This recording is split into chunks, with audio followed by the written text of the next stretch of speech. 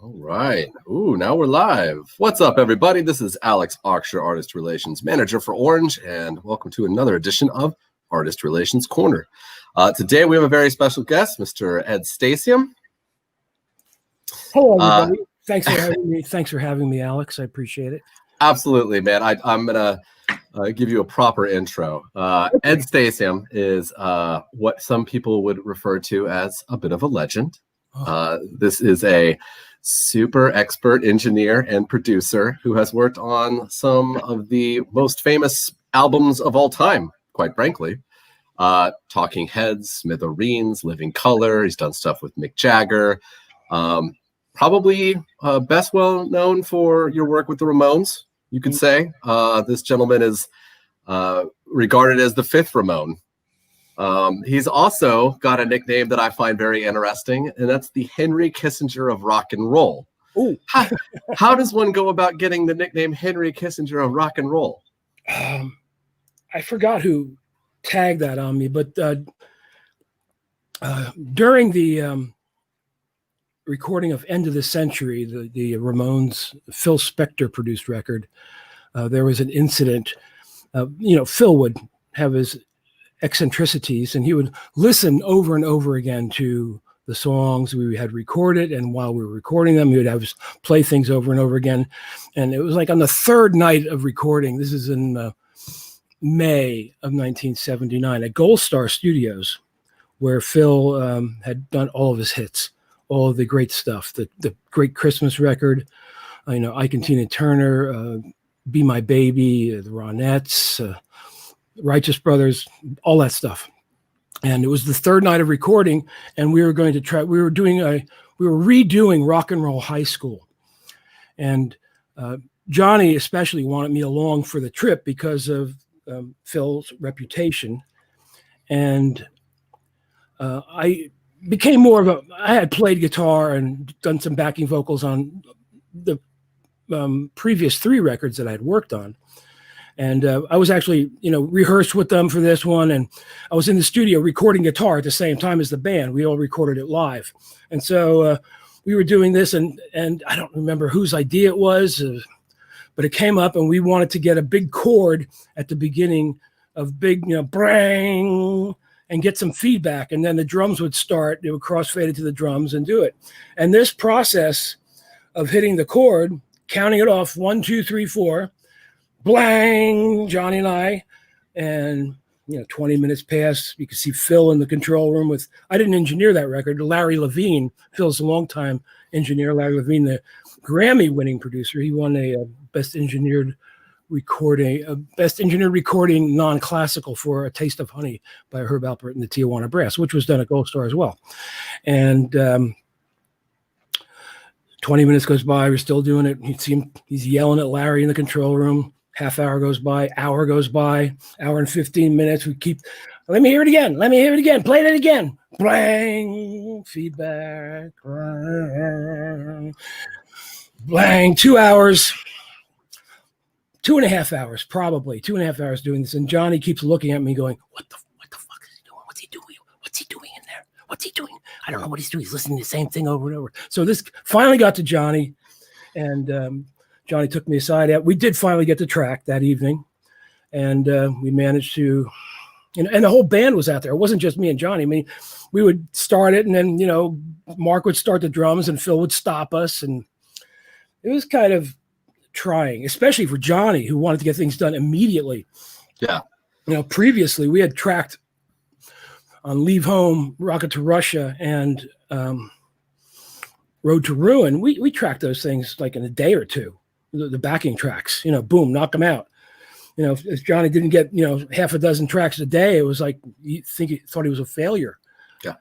So this went on, and Johnny took me aside after the session and says, I've had it. I'm fucking quitting. That's it. I quit. I can't do this anymore. Because we had been listening over and over to takes and over to playbacks and at very loud levels, and Johnny just couldn't take it anymore. And so first thing in the morning, I called Seymour Stein, the president of Sire, and said, Johnny's quitting.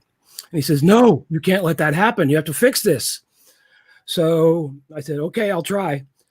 So I arranged for a summit meeting at the infamous Tropicana Hotel where they were staying.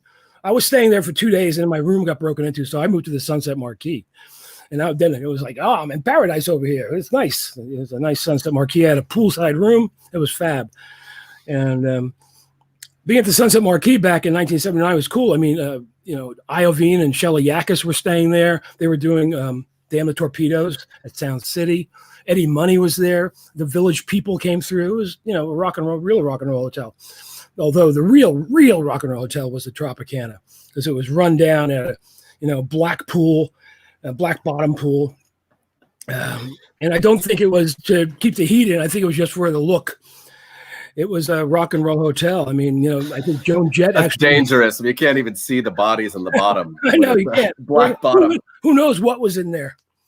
And so I arranged a meeting between the band, myself, Phil Spector, his bodyguard George, and we met in Joey's room at like 11 in the morning. It was freezing in there, I remember, and we had a summit meeting, and Phil comes in and says, I hear we have a problem. And I said, yes, Johnny. And I said, Johnny, tell him, Ed, tell Phil what the problem is. And I go and explain that Johnny can't work in this manner anymore. He can't repeat, do it again, listen again. And Phil apologized, when it came down to it, and we worked everything out. And we were back in the studio that evening, which we didn't accomplish anything that evening, but it went quicker. And then ironically, Johnny's dad passed away. So Johnny had to leave for a few days and went to Florida. Went to New York, then went to Florida where his parents were living. And when he came back, things went much smoother, I must say. We were knocking off, 2-3 tracks a day. And just the fun came back into it. And, just keeping Johnny cheered up. It was better. So that was my Henry Kissinger moment, I suppose. The great mediator. The great mediator. Got it. Yeah. Are there any other examples of you mediating serious band conflicts like that? Not as serious. Not as serious. Okay. No, nothing like that. No, I can't say that. I don't know who tagged that. Somebody tagged that. Somebody wrote a bio on me or something. I don't know. I didn't. Spector. Phil. How often did you work with Phil Spector? Just on that project. That's the only one. Yeah. But you got a taste of what it was like to work with Phil Spector. It was great. It was great. I fucking loved it, man. It was great. Phil was a hero of mine. Yeah. I remember, he was the first record producer that I was aware of before the Beatles, when, got the, I think then he kissed me because I used to buy records as a kid at the local pharmacy. They had a record rack, and there was a record store in a neighboring town. I lived in the tiny town Dunellen in New Jersey, and the Plainfield was a big shopping town in the 40s, 50s, and 60s, and there were 2 record shops in Plainfield. But if I wanted to walk to a record store, I would go to the town pharmacy in Dunellen, and they had a record rack. And I remember picking up "And Then He Kissed Me" by the Crystals, and look at the record, and it had Phil Spector, producer, and Larry Levine, engineer. First time I ever saw those credits. I'm there. What's that? What is that? So I knew about it. I still didn't know what it was, but those records sounded amazing. I love those fucking records, all of them. The Righteous Brothers records. You Lost That Love and Feeling. I remember first hearing that. I had a girlfriend in high school, Linda Trulio. I was a sophomore, and she had her parents had a. I'm going to find her on Facebook. Yeah, she's on there, but it's not her name. I'm friends with her on Facebook, actually. She's a good gal, and her parents had at that time, we did not have a stereo at the house. We had radios and a record player, and I had a 45 player. I had a tape recorder, and but her parents had a fancy console. Radio, AM, FM, turntable, and everything. Go over there and play records on this guy, and it was real good. And I remember the first time You Lost That Love and Feeling came on, I was like, whoa, this sounds amazing, especially on a good hi-fi.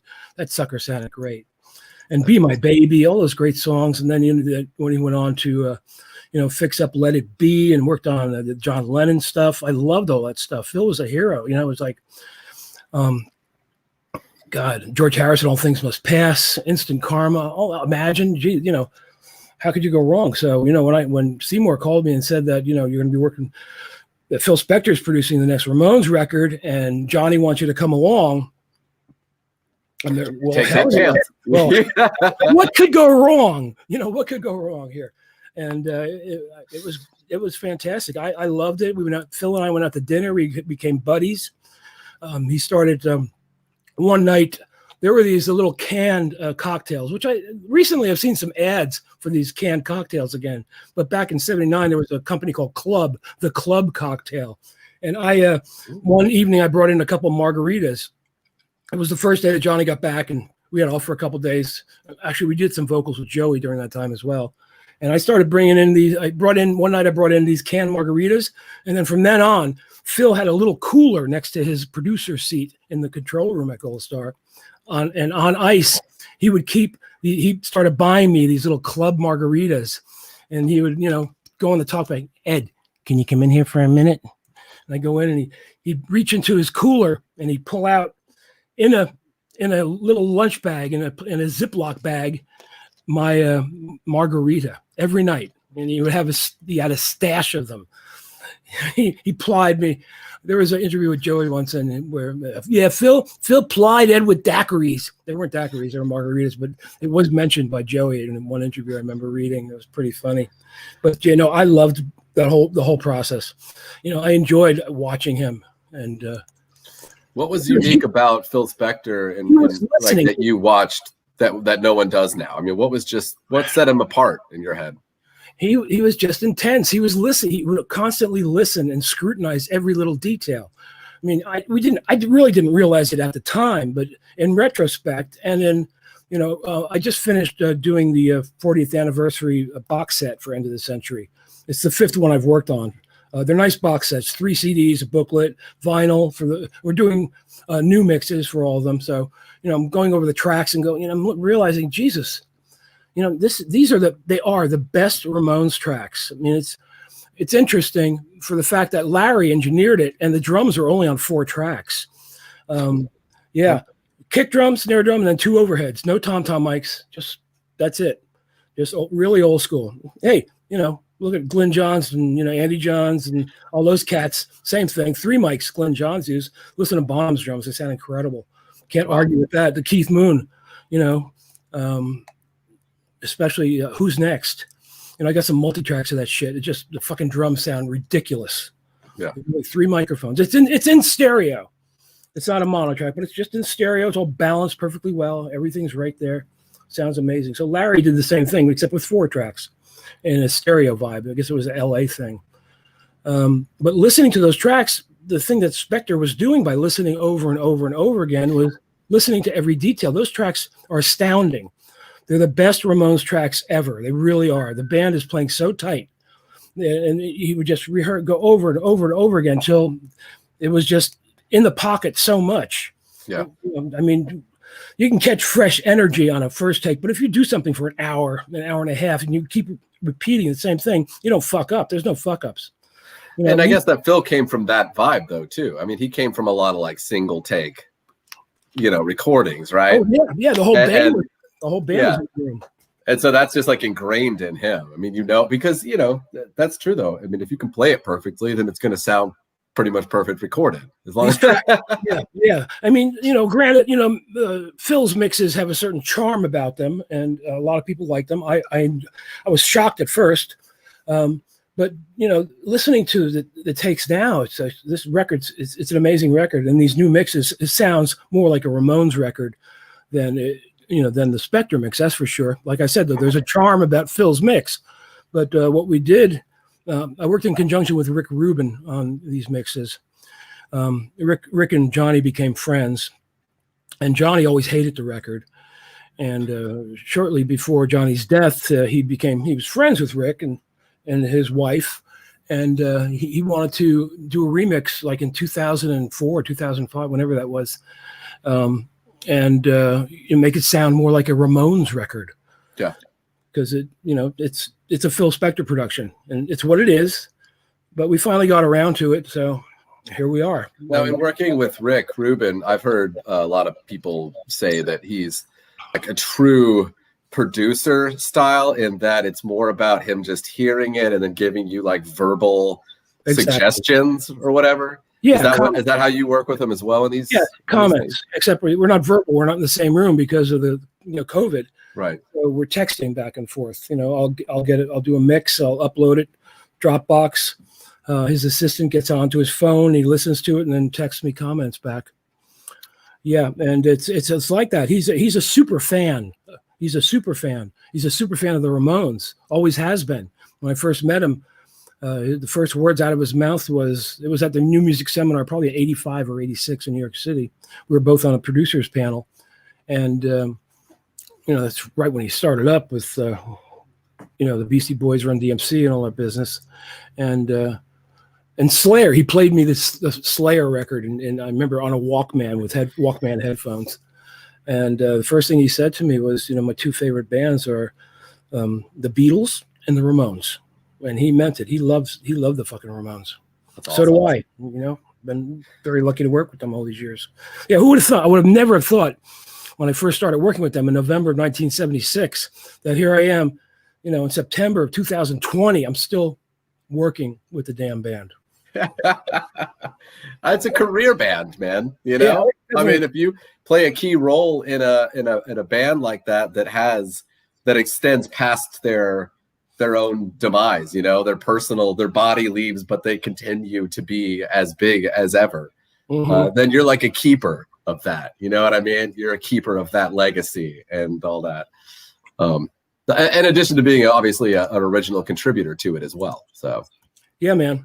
Yeah, I'm proud to be a member of the Ramones Club. And so we talked a little bit about Phil Spector and obviously Rick Rubin's production styles, but how do you describe your own production style? I don't know. I just go walk in and say, "Hey, what's going on?" It comes from my background as a player. Really, I'm not a great player. That's why I love the Ramones. I'm not a great player. I'm like, I play bar chords. I'm not fancy. I can't play jazz. I can't play solos. If I do solos, they're one note. Like I want to be sedated. It's one note solo, open E string. What can I tell you? and then I modulate it at the end. I guess it was an F sharp I played on the end. And I think I used a capo because I wanted it to be open again, if I'm not mistaken. But when I was a kid, you were going to say something? I don't think. I've. You played on that song? Oh yeah. How much Ramone shit did you play on it? I have a list somewhere. There's a shitload. Of songs, like dozens of songs. And and backing vocals. Honestly, I was not aware of that there were dozens. That's there are dozens on. Starting with "Leave Home." I just was a contributor. Johnny would ask me to play things. He says, "You play guitar. Can you play this?" He would ask me and Tommy says, "You do it." I don't want to do it because he wanted to be in the control room. So I just would do. I love that. That's so awesome. Yeah, and, any background vocal on the records I did with Ramones, that's me with my New Jersey voice coming out and doing that stuff. Wow. But yeah, what was the question? I lost you. I lost it. What's your production style? Here's the thing. Everybody knows my opinion. The people that I talk to about you, they're always like, "Oh, Ed's really good at capturing live performances." Okay. You know what I mean? What do you think your production style is? How do you describe it? Well, like I was saying, my production style stems from me being interested in guitars and tape recorders at a young age. Okay, I got interested in piano when I was 7 or so, and then became interested in guitars probably around 11 or 12.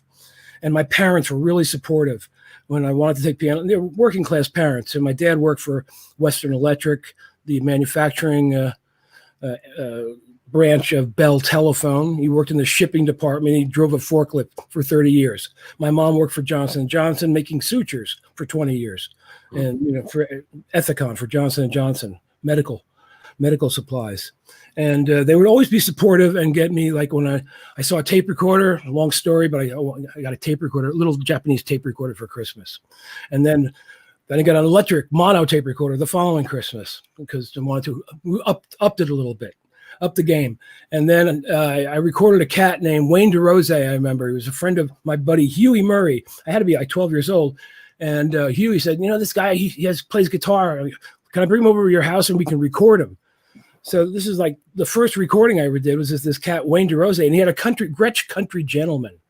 It must have been like a late 50s or early 60s model, because we're talking like 61 or 62 when I did that. And then I got interested in guitars. So guitars, tape recorders. Every Christmas, my parents I got a K acoustic guitar, and I had my tape recorder, and I had my record player. And, you know, I would go direct into the tape recorder from the speaker jacks, you know, get into the thing and plug into the speaker jacks, record directly into the tape recorder. And then once I got an electric guitar, and I started playing in bands when I was a freshman in high school, it was a K. It was another K guitar. And I was the cat in the band who would, who would put the records on a tape recorder so I can stop and start it instead of doing this with the turntable, and figure out the chords, listen to it, and write down the lyrics. And I'd bring it into band practice. We call it practice. We didn't call it rehearsal. And they were always in a basement or in a garage, a true garage band. And I would teach the other guys in the band the songs. And if something wasn't right, I tell them, you're not doing that right. Even the drummer, you know, I just had this intuitive method of doing things. And then, you know, my sophomore year, I worked at a grocery store, ShopRite. I don't know if they have ShopRites down there where you are, but they have them in New Jersey and in New York, that's for sure. And I worked at ShopRite as a bagger, then got promoted to a checker. And I saved up some money, and my parents went in halves, and I got a Stratocaster in September of 65. I think Still have it? It's in a museum. It's in the Musical Instrument Museum in Phoenix. Oh, yeah. I trashed it. It's a long story. Did you use that first guitar on a lot of stuff? Yeah, it's on all the Ramone stuff. Yeah, Sedated. It's that guitar. Yeah. Wow. Yeah. They wanted a original 60s Stratocaster at the museum, and I had trashed. Honestly, you know, I had trashed the guitar over the years. When Magical Mystery Tour came out, and Harrison painted his Sonic Blue Stratocaster, his 62, painted it with Rocky. You know the Rocky guitar? Yeah. I have one here. I'll show it to you. you. Oh, really? It's a miniature. There's a little orange amp. We'll ask you about that in a second. Yeah, you will. Here's a model of the Rocky guitar. Isn't this sweet? Yeah, that's awesome. Yeah.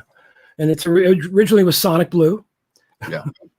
And George painted it with he was married to Patty at the time, and yeah, it's Bebop Aluba, and it says Rocky right up here. I love it. Yeah. And when I saw that on the Magical Mystery Tour gatefold, of course I painted my guitar. I went all psychedelic with it. I got Dayglow paints. I went nuts. It looked great. I got a black light, and I brought the black light to gigs. So it would, like, you know, when the lights went down, the Dayglow paints would shine the black light. You know, our friend Chip and Lori knew that guitar when it was painted. Yeah.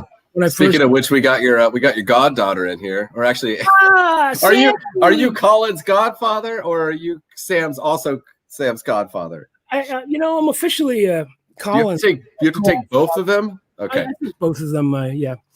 Hi, Sammy. I love you. What a gal. Yes, that's awesome. And Chip and Lori, they saw that guitar in its state. When the 70s came along and things were leaning a little more towards the softer rock kind of thing, Crosby, Stills, Nash, the Neil Young stuff, and the band, I thought I'd go natural. So I had my dad strip all that paint, the Dayglow, and it was fingernail polish. Actually, I used my mom's fingernail polish on there as well, which, George Harrison used Patty's fingernail polish, and I didn't know that. It's a vibe, man. It's a connection, dude. I'm telling you. And when he stripped it, he got the paint off. He said, "You want me to keep this original color?" Nah, get rid of it. So he stripped it down to the wood, and in the process of doing that, he took the guitar all apart. When he put it back together, two of the pickups weren't working anymore. So I eventually got those pickups, fixed. I, over the years, replaced, so there was one original pickup in there. I think it was the neck pickup. And the Uh-oh.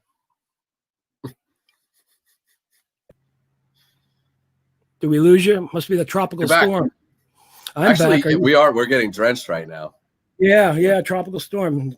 Trouble connecting. You want to stop again? No, there you are. Hi. Hey. We're back on the air. Yes, we are. Yeah. So that guitar got trashed. The original tuners were gone. I did keep the original pickguard and pickup covers, but the vibrato mechanism, the knob. I had kept the original knobs as well. Mm-hmm. So and the neck was kind of funky at this point. It had been taken off and put back on, and I had it refretted at the suggestion of a friend. The guy did a shit job, but I used it. It kept the staple for years and years. But when my friend Andy Babuick from the Empty Hearts and Chesterfield Kings said and called me up one day, he says, "Ed, you still got that Strat?" Because I wasn't using it, and I said, "Yeah." He said, "Well, the museum." Musical Instrument Museum is in need of a 1960 Stratocaster, so there it is. It's there. There's a little plaque. You are ingrained in the history of musical instruments now, man. And Johnny used it as well. Johnny used that guitar on several songs, so it's has some provenance. That's great. I like that better than it being in a Hard Rock hotel or something. Yeah, it's a great. Have you been to the musical? No. Yeah, I need to go. I know that there's some orange in there because I believe that they asked us for some orange. Yeah, the Musical Instrument Museum is the most fantastic music museum in the world. It's like ridiculously 20,000 square feet of everything, every instrument. I think we copped out though and sent them like an amp that Madonna had used on a tour or something, which is kind of that's got some. It's okay. That's all right. So anyway, that Strat, and doing through high school, I was the guy in the band who would teach everybody else the shit. I would record everything, and then I started doing overdubs, and I would still guide everybody through the process. And then I had the fantastic opportunity, mind you, of working with in early days in 1970. We got signed to the band I was in with Chip. Chip was in that band. Yep.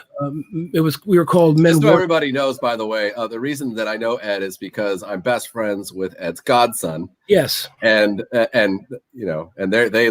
whole family lives 4 miles away from me. So lifelong friend. That's how we originally met. But when you were first getting into music, playing in bands in Jersey, it was with my best friend's father. Yes. Chip Miles. The great Chip Miles. Yep. Hey, we got Smithereens say hi. Hi, Smithereens. Love you. Love you all. Yes. Yeah. A band that you've worked with many times. A couple of times, yes. And Dennis has a great radio show on WFMU. It's on Wednesdays. I think it's on pretty soon, matter of fact. Might be on right now. For those of you not watching this, but if you're not watching this, then you wouldn't be watching this, and it's useless to even talk about it. But Dennis, don't leave here and go listen to that. I'm going to go right now. See you. I'll tune it in on my phone. So in the band with Chip playing drums, we went into Media Sound. When it first opened, like within the first year of it opening in 1970, I think it opened in 69. It was financed by the guys who financed the Woodstock Festival. John Roberts and Joel, I don't remember Joel's last name, but they financed Woodstock. And then they had money left over. They inherited some money somehow, both of them, and invested it, made a shit ton of money apparently. And they wanted to, well, what are we going to do now? Oh, let's start a recording studio. And they started Media Sound. And one of the staff engineers there at the time was a fellow named Bob Margoloff. Bob Margoloff engineered our demo session we got signed to Richie Haven's label. He had an MGM subsidiary label called Stormy Forest. And we went in and did like 4 or 5 songs with this producer named Ted Barron, who just like smoked weed and didn't do anything. And Bob Margoloff took over the session, animated it, and would give us suggestions. He would be, I'm there, wow, this is cool. And it was my first time. We had done a couple of demos, really easy, fast ones. But with Margoloff and at Media Sound, ironically, I would be at Media Sound in later years working with Ramones and Genya Ravan and, Riff Raff, whole bunch of records that I did there. I was honorary staff member when I went independent. And Bob Margoloff, for those who don't know Bob, Bob Margoloff and his partner Malcolm Cecil were early innovators in electronic music. They had a Moog synthesizer the size of that wall back there. I have pictures of it. And it was called Tonto. It was a modular Moog. And they put out a record called Tonto's Expanding Headband. And as Bob Margoloff tells it, he was great. What a great engineer. Somebody wanted a copy of one of those tracks, and I listened to it, and the sound is, the band is kind of sucky, but except for me and Chip. No offense, guys. But the sound of it is great. It really does sound great. It's fat, really nice. It was a Scully 12-track machine on 1-inch tape. Yeah. Okay. So anyway, Bob Margoloff, early innovator in electronic music with his partner Malcolm Cecil, Tonto's Expanding Headband, as Bob Margoloff tells it, one Sunday morning, like at 7 a.m, here's a knock on his door. He had like a little first floor apartment in Greenwich Village. Bang, bang, bang, bang, bang. Opens the door, and here's Stevie Wonder. And did you do this record? And Bob said, I just woke up. Yeah, well, we did that record. I want to work with you. And that's how he tracked down Bob somehow. He loved the synthesizer. And what became of that? They worked on like the next 3 or 4 Stevie Wonder records, starting with Talking Book, Intervisions. Amazing. Yeah. Intervisions is like my go-to. That record sounds amazing. Every time, I haven't moved that much, but when I do move, when I moved in here, I set up my turntable, put up my speakers, and use my Macintosh amps that I got in 1973 with money from the SBA loan from a flood. Getting the important shit. I got a stereo instead of furniture and clothes. What can I tell you? It's true. And I'll listen to Intervisions, the fantastic record. And Bob and Malcolm did those records. I think he did Fulfillingness as well, Songs in the Key of Life, maybe. I'm not sure about those, but for sure, Talking Book and Intervisions, definitely. That's amazing. Yeah. And then Bob went on to work with, Devo. He did like Whip It and that whole record, and he's still kicking. I run into him occasionally. You were you were an engineer on Talking Head 77. Yes, I was. It was great. Yeah. As a matter of fact, today is an anniversary. It was released on September 16th, 1977. So happy anniversary. 6 years ago? 43 years ago. I can't do math. You're better than me. That's incredible. Yeah. And was that one of the first things that you worked on as an engineer? No. I had started in 1972, 73. Oh, of course. Okay. Yeah, way back when. And, the first thing I ever worked on was a band called the Skull Snaps. Do I have that record here? I was just talking about it. I don't know where it went. It's gone. Here it is. I just happen to have it here because I'm doing these record vinyl. The Skull Snaps. This is I don't know if we want to get into this story, but that's the first record I did, and it was a key ingredient in me producing the Ling Color record. Because I actually found that I never had a copy of that record, and I found it. This dude was selling records and clothes, and on the street in New York City on 66 in Amsterdam. And I went and I found it. I hadn't had it. And that was in 1987. And I found it, and I met with Vernon. I showed him that. And he said, "Hey, I learned how to play guitar by listening to that record." And that was like click. It just like bam. It locked us in. So that was the first thing I did. But it was one of the first things I did when I moved from Tony Camello's. We had a couple hits there. We had Midnight Train to Georgia, which was in a year of me engineering. And, that went to number 1, was like fucking crazy. Yeah. It was nuts. I remember listening to WABC and hearing it on the radio. That was always a big thrill, hearing something that you did coming across the airwaves. That was fun. And we had another record called Dynamite, based on that show, Happy Days, with that Dynamite. That I forgot his name. And then I moved to Canada for a year. I worked at Le Studio Morin Heights. Yeah. With Andre Perry's studio. Andre Perry was a very well-known Montreal engineer and designer, audio designer, who he actually recorded "Give Peace a Chance" in the hotel room in Montreal. Really cool cat. Great cat. He's still around. Still does stuff. Awesome. Yeah. I worded my question wrong. I should have. Obviously, you've been engineering for a while at that point, but that was Talking Head's first full-length album. Yes. And And I'm really curious. I've read David Byrne's book, and I got a lot of insight into how they wrote music and how they, but I'm curious. That was their first time in a major studio. What was David Byrne like at that time in 1977? Just like you see him, like you see him on a talk show, or he just came in, and he's been like that since the very beginning. Exactly, yeah, that's same. And we recorded earlier. We recorded a single called "Love Goes to Building on Fire," okay, which we recorded at Sundragon Studios, where I did the Ramones "Leave Home." A really tiny little studio. Yeah, and we recorded the Talking Heads 77. We started out as just a trio. Jerry wasn't in the band yet.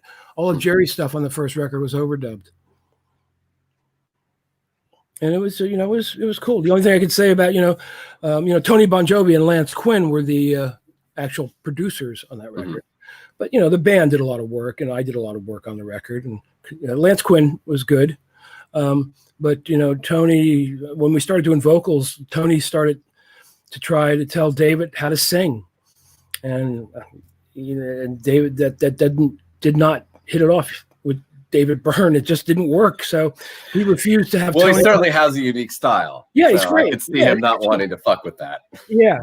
Well, it was he just does what he does. He's David Byrne. As you should do with most artists. I mean, I don't tell people what to do. I suggest things, but you can't tell somebody how to sing. Can you sing more melodic? Can you change? No, you don't want to do that. If it's a true artist, bring out their true artistry. That you asked me about my production style. That's what I try to do, is bring out what the artist's vision is. Right.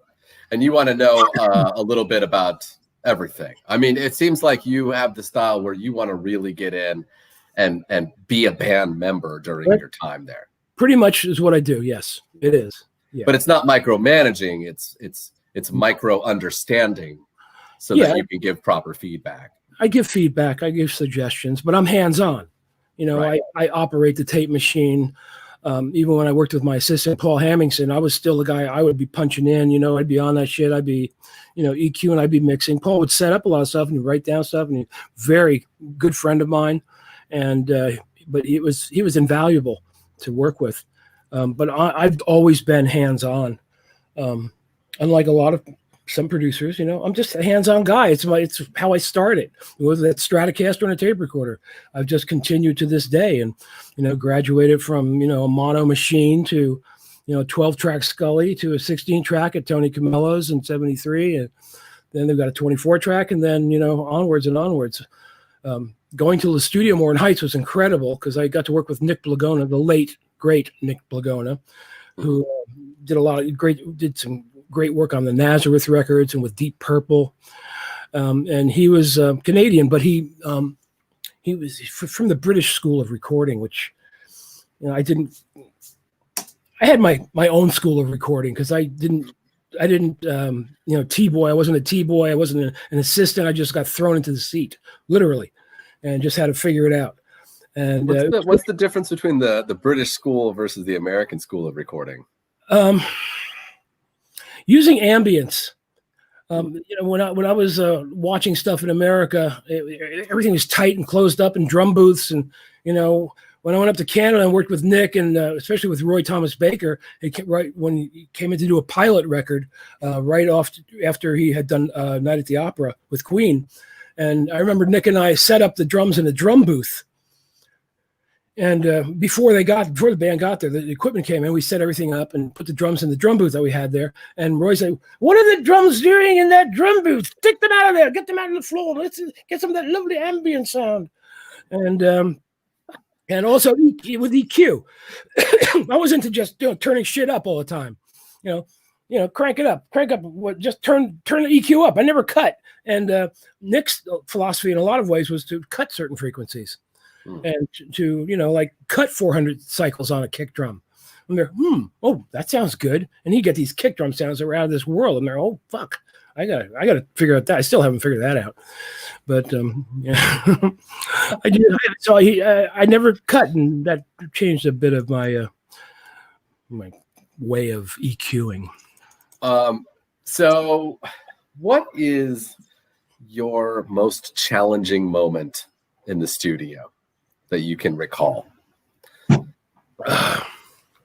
What's something where you really overcame all odds? Jeez. I mean, you've already talked about how you kept the Ramones together. So, Yeah. I don't know how you top that, but I don't think give it a shot. There have been some incidents where things were difficult, but I can only think of two, and they're not worth talking about, really.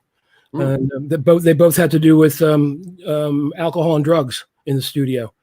Yeah, well, that's to be expected, I suppose. And so, but it's very, very rare. I very rarely had those problems, and it's not with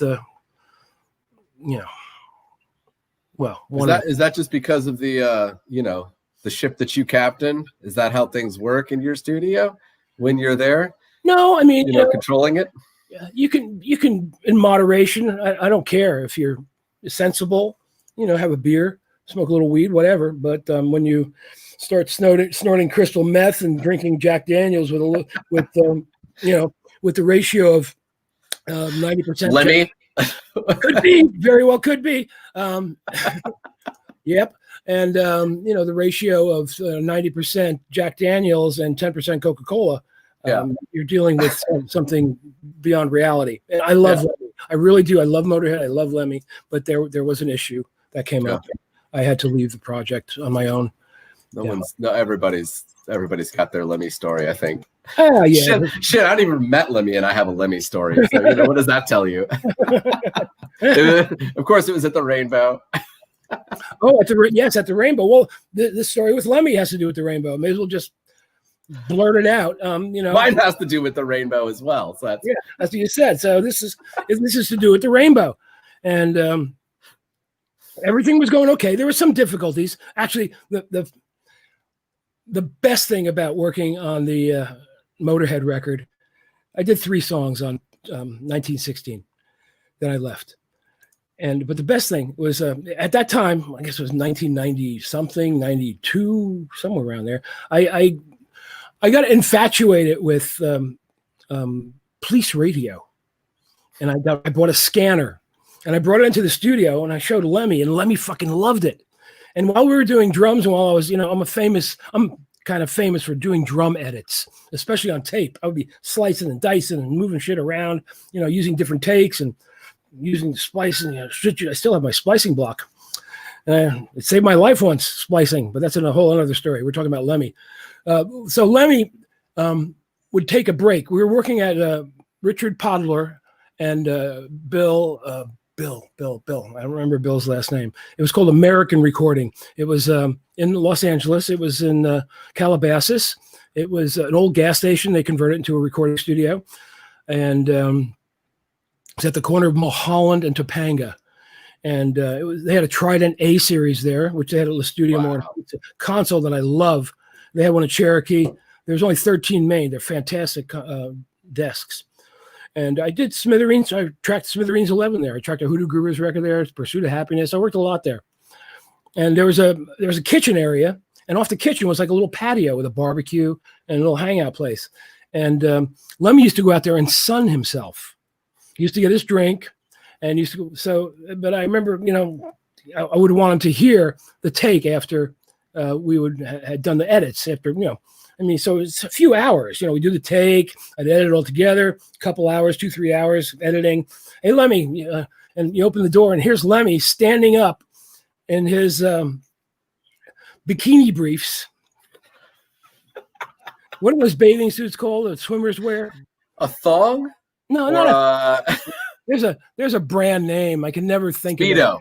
A Speedo, yes. Speedo. His Speedo. He'd be standing up in his Speedo with a cigarette in one hand, his drink on a little table, and listening to the police radio. And he would stand there for hours and just listen to the police scanner, told us shit that was going on. It was great. It was great. So anyway, the tracking went well. Overdubs went well. We did it all in American. I went to mix it at a place called The Gray Room, which was at One-on-One Recorders in North Hollywood, where Metallica worked on the Black Album for like a year and a half, 2 years. 9 of those months being drums, I must say. I record. This is funny. I probably recorded and mixed 3 albums while they were doing drums. It's true. And hey, you can't argue with the success of that record. Let me tell you. You can't. No, You can't. But we And can argue with other successful snare sounds Okay. from Metallica. Yes, probably. Yes, indeed. Yeah. So I was mixing there, and we were going along with the mixing. We were mixing "Going to Brazil," the song "Going to Brazil," and I had given Lemmy a cassette the night before, and he came bursting in about 3:00 in the afternoon when I was in the middle of mixing the same song, and he said, "I went to the Rainbow last night, and I put it on the tape, and I couldn't hear the fucking bass. Where's the bass?" And he was pretty wasted, I must say. I love Lemmy. This is just a story. And, he's moving all the faders. He's pushing shit up. The volume is changing. It's going. And then I had put like a tambourine and a clave on this song "Going to Brazil" because it was kind of a South American kind of vibe. And I put tambourines and shit on all the records I do. It's fun. It adds a little something. I mean, it wasn't as loud as the vocal. It was down there. And he said, "What the fuck is this?" And he leaned against my chair. And I went falling backwards. And, practically knocked myself out. I saw stars. And I just had enough, and I left. I got my bag and walked out. I don't need this. Yeah, I get it. And, Boy, you know what? I think Howard Benson finished the record. Yeah, I think. What's your favorite recorded guitar tone of all time? Oh, geez, golly, wow. Because that's your primary instrument, is guitar. Yeah. AC/DC. Oh. Okay. Yeah. Highway to Hell. That's a great fucking guitar sound. What can I say? It sure is. Yeah, but you know what? You can get that same sound out of this little orange amplifier. You can. I swear to God. And this is the part where I Venmo Ed his money. Yeah. Look, I just happen to have an SG here with 2 90s in it. Oh.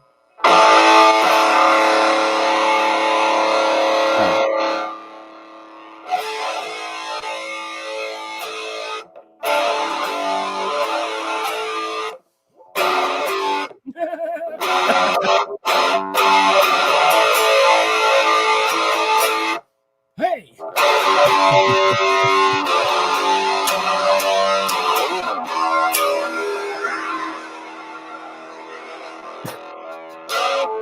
Yeah. Yep. Sounds just like it on a laptop. There you go. I mean, that was fun. I like the auto wah that's on it too, because of the fact that this is being transmitted through like a laptop and over the internet. I'm sure it sounds great. That's a great idea. I should do this thing and have it recorded off of another laptop in another room and put it on a record somewhere. You have used that little that's a Crush Mini, by the way. That's not the new Micro Crush. Or no, I'm sorry. It's a Micro Crush. Micro Crush, yes, it is. It's not the new Crush Mini, but you've used that exact amp right there, I think, right? Yeah. On Misfits records. You told me one time you did like 12 tracks of it. Oh yeah, we did. Just layered it up. Yeah, it was on the it's on the a compilation CD. I think I have it right here. I do.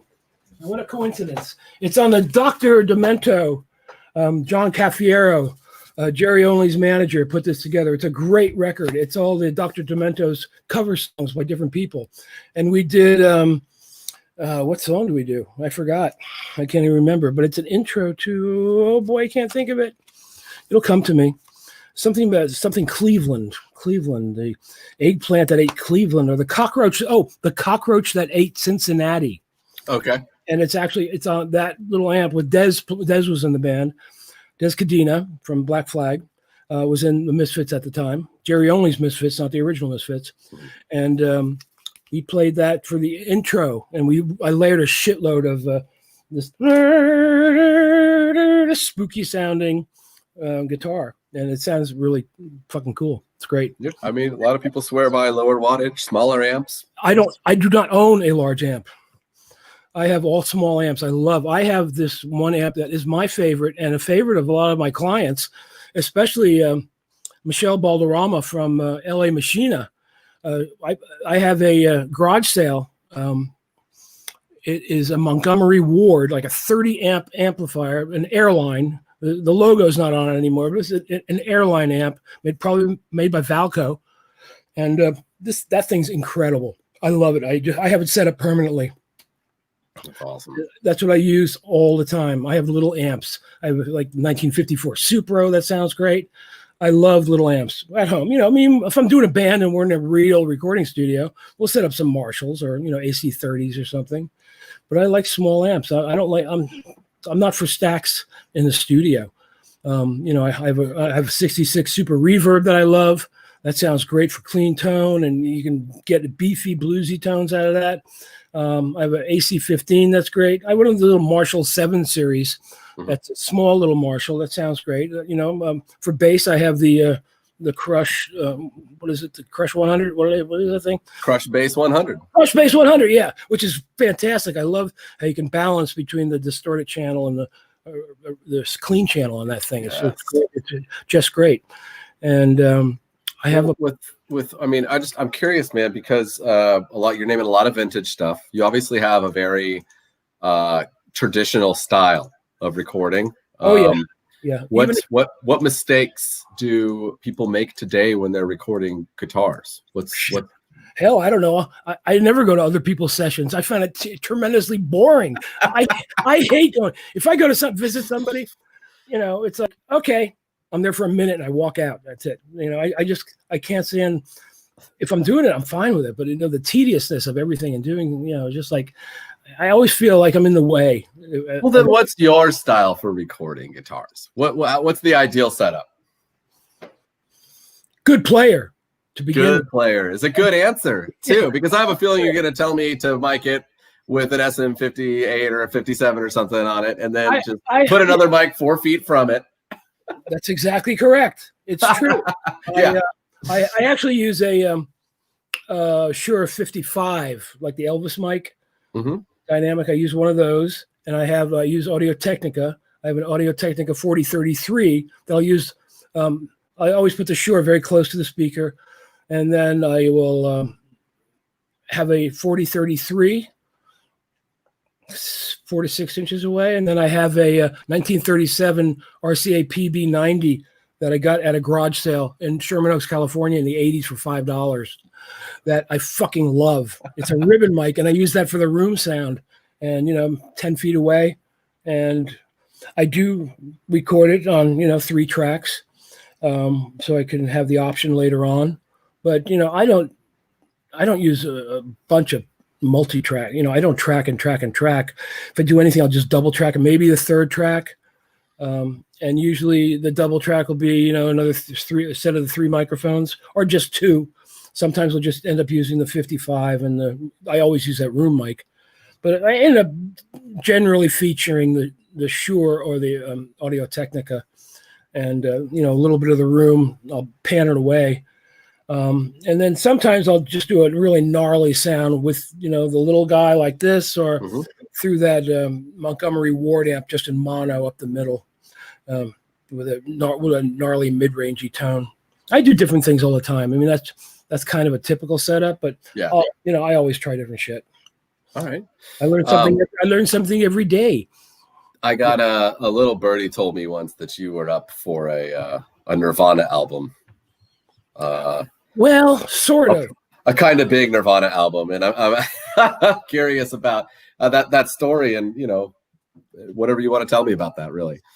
Well, it was I guess it was 1990 or 91. I don't remember the year. I was working on Blow Up, the second Smithereens record I had recorded.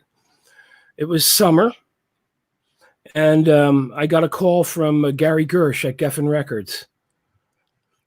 And he says, Ed, I got this band, Nirvana, and they're going to be huge. I'm there, yeah, whatever.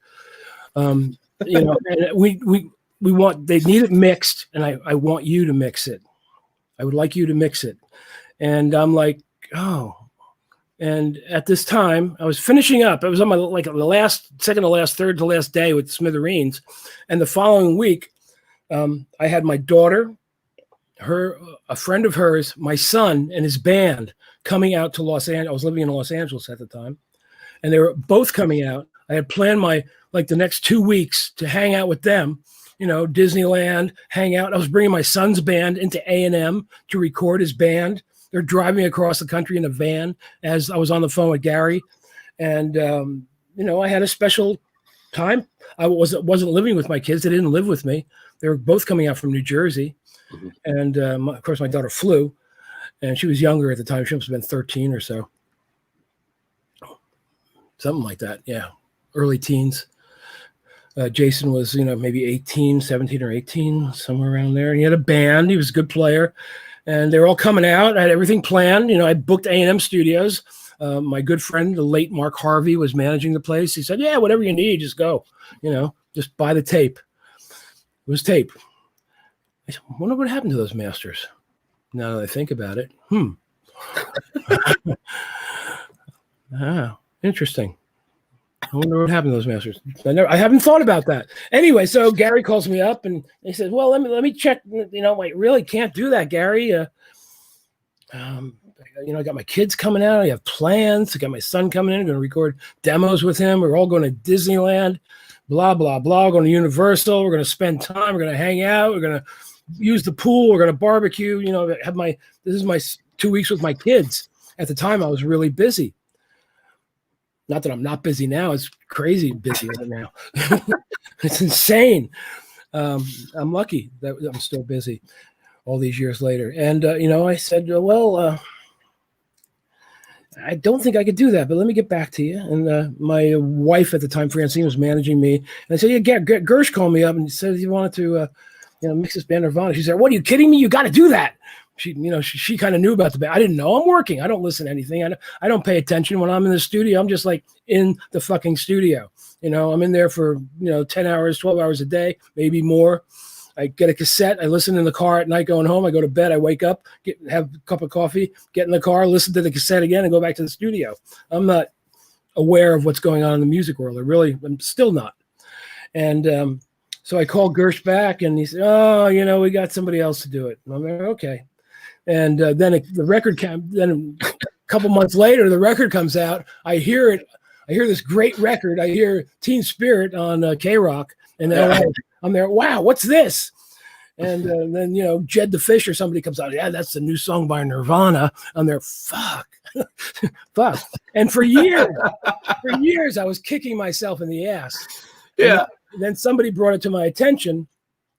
It was either in a book or a magazine article that Cobain actually made a different decision. That I was on the list, so Gary called me, but Scott Litt was on the list, and Cobain was like, I don't want to sound like REM. Stasium's on the list. Nah. I don't want to sound like the Ramones. I don't want to sound like the Smithereens, he said. Oh, the Smithereens. Yeah. And then I think John Hanlon was on the list. And he said, I don't want to sound like Neil Young. And then he went down the list and pointed to the last person. It was Andy Wallace, who had just mixed the Slayer record. He says, I want that guy. And so I felt appeased. I felt at ease after It wasn't your. It was years. But it was years later. It was like in the early 2000s. So you spent years thinking that you fucked up and not worked with Nirvana when you had the chance. Once in a while, you got shit happens. Yeah. But that would have been great. And it's a great record. Andy did a great job mixing the record. It sounds fantastic. Butch did a great job and continues to do great work on everything that he's done. Fantastic stuff. We're gonna ask you one last question. Okay. What is your proudest musical moment? I think I guess there's two of them. One just recently happened that I'm very surprised about. But one was having Midnight Train to Georgia go to #1. There's a bunch of them. I've been very lucky, but that was after being in rock bands and working dead end jobs and, dropping out of art school of visual arts.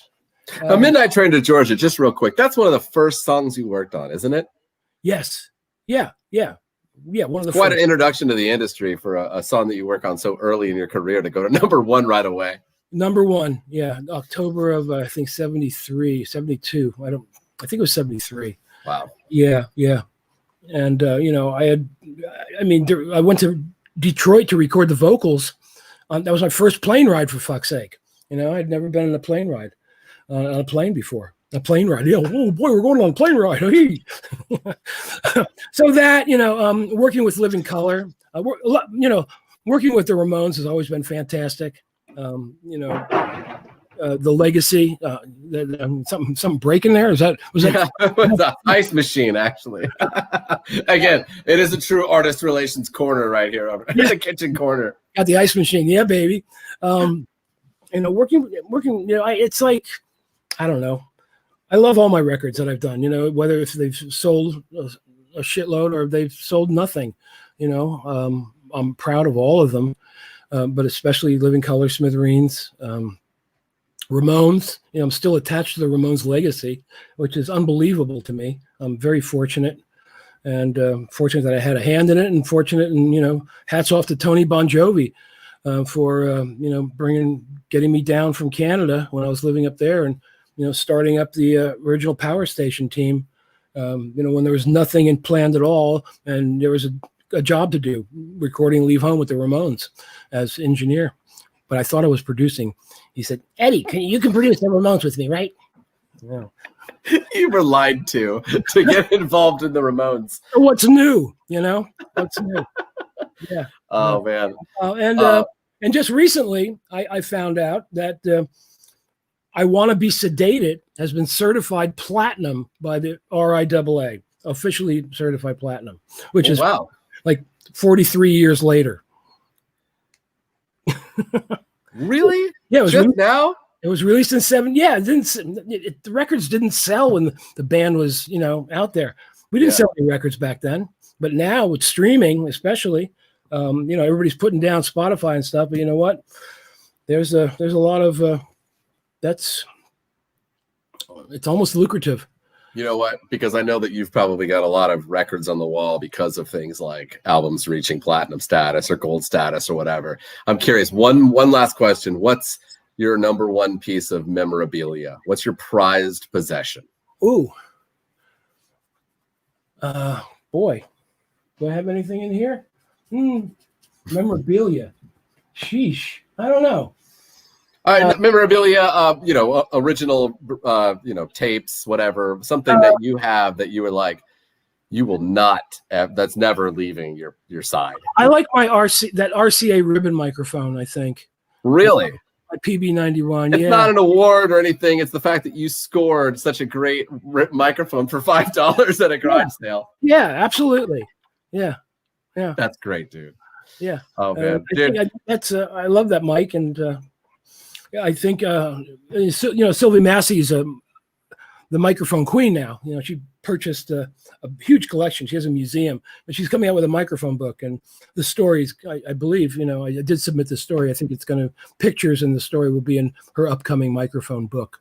She has a microphone museum? Oh, my God, yeah. Is it out in Weed? No, she left Weed. She's gone. They're out of Weed. They're up in... it's the best city name in the world. Yeah, it is. It is. They're either Washington State or Oregon. I forgot where she is. I only see her, once a year, like at NAMM. Mm-hmm. And there ain't no NAMM this year. No, there's not. I'm okay with that. Yeah, I mean, that's where this thing all started anyway, probably. Yeah. The NAMthrax. It was really COVID. Oh, actually, to be honest with you, that was literally right at the beginning of the super spreader events. Yeah. Late January, especially at an international trade show in LA. Mm-hmm. We're probably responsible for spreading that shit across the United States. I wouldn't be surprised. Thanks, music industry. Well, we're getting punished accordingly if that's the case. Oh man, terrible. Because, I'm trying to think of any other memorabilia that, but nah. I have a plasmatics button over here. Geez, No. I've actually, yeah. No, I don't Cool. have much stuff. I don't think. Well, if you think of anything, let me know. Okay, I have some Fillmore East postcards that I like. Yeah. Let's see, the Who. Want to see it? It's right here in the room. It's a cool piece of memorabilia. Hang on now. Hang on. I love is your ponytail dyed right now? It's yes, I've been doing it for years actually. Really? An ex-girlfriend suggested it and did it, and then I kept up with it. So it's I use a Manic Panic, the company started by Tish and Snooky, who were the singers in the Sick Fucks, the New York punk band. And they've made a fortune with Manic Panic, and it's atomic turquoise is the color. Yes, that's great, dude. Yeah, I atomic. love it. So rock and roll never dies in a true rock and roller, man. Yeah, man. That's all there is to it.